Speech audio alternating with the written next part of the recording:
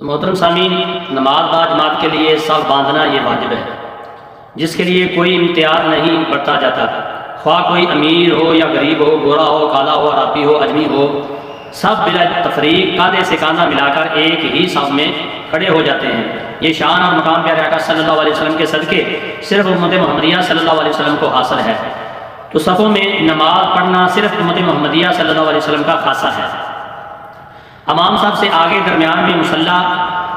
اس کے اوپر کھڑا ہو، کیونکہ حدیث شریف میں پیارے آقا صلی اللہ علیہ وسلم نے مصلی یعنی کہ جائے نماز چٹائی پر نماز ادا فرمائی،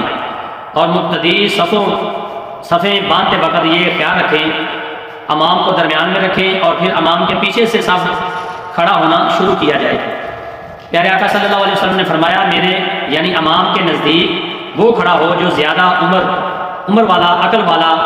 پھر وہ جو اس سے قریب ہو، اور پھر وہ جو ان سے قریب ہو، یعنی عقل فہم کے اعتبار سے جو زیادہ ہو اسے امام کے نزدیک ہونا چاہیے۔ زیادہ صاحب علم لوگ امام کے آس پاس پہلے صف میں رہیں۔ اس میں بنیادی فلسفہ یہ ہے، بوقت ضرورت خلیفہ بنانے یا قرات میں غلطی پر، ارکان نماز کی ادائیگی میں بھولنے پر لقمہ دینا پڑ جائے وغیرہ وغیرہ، تو سمجھدار صاحب علم اور جو علم والا ہو، عقل والا ہو، اسے نزدیک کھڑا ہونا چاہیے۔ تو مقتدی امام کے دائیں اور بائیں طرف برابر کھڑے ہوں، ایک طرف کم اور دوسری طرف زیادہ ہونا مکروہ ہے۔ حدیث شریف میں ہے کہ امام کے دونوں جانب برابر کھڑا ہونا چاہیے۔ پیارے آقا صلی اللہ علیہ وسلم نے فرمایا، تم کیوں نہیں اس طرح صف باندھتے جیسے فرشتے اپنے رب کریم کے سامنے اپنے رب کے حضور باندھتے ہیں؟ تو صحابہ کرام نے عرض کی، سیدی یا رسول اللہ صلی اللہ علیہ وسلم کیسے؟ فرمایا، فرشتے اگلی صفیں پوری کرتے ہیں اور مل کر کھڑے ہوتے ہیں، لہذا صف اول کو پورا کریں اور پھر اس کو جو اس کے بعد ہو یعنی کہ دوسری صف اس میں کمی ہو تو اسے پورا کریں۔ اس طرح پہلی صف مکمل کریں پھر دوسری صف مکمل کریں۔ اگر پہلی صف میں جگہ موجود ہو اور پچھلی صف بھر گئی ہو تو پچھلی صف میں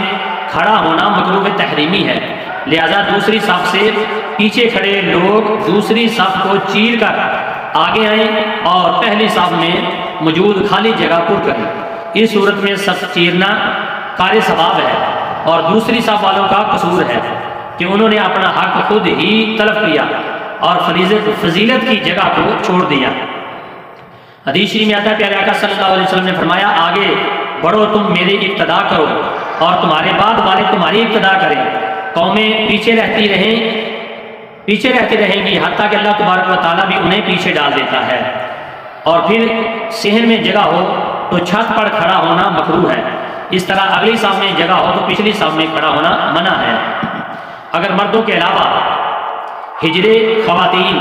اور بچے بھی شامل جماعت ہوں تو پہلی صف میں مرد، دوسری میں لڑکے، تیسری میں ہجرے اور آخر میں عورتیں کھڑی ہوں۔ اس طرح صف بندی کرنی چاہیے۔ اور بچہ تنہا ہو تو مردوں کی صف میں ایک طرف کھڑا ہو جائے۔ حدیث شریف میں آتا ہے، پیارے آقا صلی اللہ علیہ وسلم نے نماز قائم فرمائی تو پہلی صف مرد اور اس کے پچھلی لڑکوں کو کھڑا کیا اور پھر ان سے نماز پڑھی۔ یوں پیارے آقا صلی اللہ علیہ وسلم کی حدیث مبارکہ ہے کہ عورتوں کی ثواب میں بہترین صف پچھلی ہے اور ثواب میں کم ترین صف پہلی ہے عورتوں واسطے۔ یہ حدیث مبارکہ ہے۔ اگر ایک بالغ اور ایک نابالغ ہو تو امام کے پیچھے صف بنا کر کھڑے ہو سکتے ہیں، اور اگر ایک مرد اور ایک یا دو عورتیں ہوں تو مرد امام کے ساتھ دائیں طرف کھڑا ہو اور عورتیں امام کے پیچھے صف بنائیں، کیونکہ حدیث شریف میں آتا ہے، راوی نے پیارے آقا صلی اللہ علیہ وسلم کے پہلو میں نماز پڑھی جبکہ سیدہ عائشہ صدیقہ رضی اللہ تعالی عنہا ہمارے پیچھے تھی۔ اس طرح پیارے آقا صلی اللہ علیہ وسلم نے میری ماں سیدہ ام سلیم، میری خالہ سیدہ ام حرام رضی اللہ تعالیٰ عنہ اور مجھے نماز پڑھائی، تو پیارے آقا صلی اللہ علیہ وسلم نے مجھے اپنی دائیں طرف کھڑا کیا اور خواتین کو ہمارے پیچھے کھڑا کیا۔ محترم سامعین، اگر دو مرد اور ایک عورت ہو تو دو مرد امام کے پیچھے اور عورت ان کے پیچھے کھڑی ہو، اور اگر اکیلی عورت یا زیادہ عورتیں ہوں تو امام کے پیچھے کھڑی ہوں، جیسا کہ راوی کہتا ہے، اور ایک یتیم سیدہ ناز بن سعد عمیرہ رضی اللہ تعالیٰ عنہ نے اپنے گھر میں پیارے آقا صلی اللہ علیہ وسلم کے پیچھے نماز پڑھی، اور میری ماں سیدہ ام سلیم رضی اللہ تعالیٰ عنہ ہمارے پیچھے تھی۔ پیارے آقا صلی اللہ علیہ وسلم نے ہمیں 2 رکعت پڑھائی۔ بعض لوگوں کے پاؤں بڑے اور بعض کے چھوٹے ہوتے ہیں، لہذا صف بنانے کے لیے پیچھے سے ایڑیاں برابر ہونی چاہیے، اس چیز کا ضرور خیال رکھنا چاہیے۔ پیچھے سے ایڑیاں برابر ہو، سامنے سے انگلیاں آگے نکل جائیں تو اس میں کوئی حرج نہیں ہے۔ اگر امام اور مقتدی کے درمیان اتنا چوڑا راستہ یعنی شاہراہ ہو کہ بیل گاڑی بیچ سے گزر سکے، یا بیچ میں نہر اتنی چوڑی ہو کہ اس میں کشتی چل سکے، یا بڑی مسجد کم سے کم 40 ہاتھ یا کھلے میدان کی جماعت کی صفوں میں 2 صفوں کی جگہ خالی ہو، یا درمیان میں کوئی ایسی چیز حائل ہو کہ مقتدی امام یا مکبر کی آواز نہ سن سکے، نہ حرکات دیکھ سکے، تو اگر درمیان میں حوض کبیر ہو تو ان تمام صورتوں میں پچھلے تمام نمازیوں کی نماز نہ ہوگی۔ البتہ اگر درمیان والے راستے پر صفیں بچھا لیں، نہر پر پل ہو اور پل پر صفیں بنا لیں، درمیان میں حوض ہو اور چاروں طرف متسلی صفیں بنا لیں اور دور والے مکبر کی آواز سن لیں، تو ان صورتوں میں نماز درست ہے، کیونکہ حدیث میں آتا ہے سیدنا خواجہ حسن بصری تابعی علیہ رحمہ جمع ہوئے پانی برف اور اولوں پر نماز پڑھنے میں کوئی حرج نہیں سمجھتے تھے، اور اگرچہ ان کے نیچے یا ان پر یا سامنے پیشاب بہتا ہو، بشرطے کہ نمازی اور اس کے درمیان ستھرا ہو۔ سیدنا ابن عمر رضی اللہ تعالیٰ عنہ نے برف پر نماز پڑھی۔ حدیث شریف میں آتا ہے سیدنا ابو ہریرہ رضی اللہ تعالیٰ عنہ نے نماز کی مسجد کی چھت پر امام کی ابتدا میں نماز پڑھی، تاہم بلا ضرورت مقتدیوں کو چھت پر نماز پڑھانا مکروہ ہے۔ اگر جگہ نہیں تو پھر چھت پر پڑھ سکتے ہیں۔ صف بندی میں یہ بھی یاد رکھیں کہ باجماعت نماز میں بلا عذر نمازیوں کا مسجد کے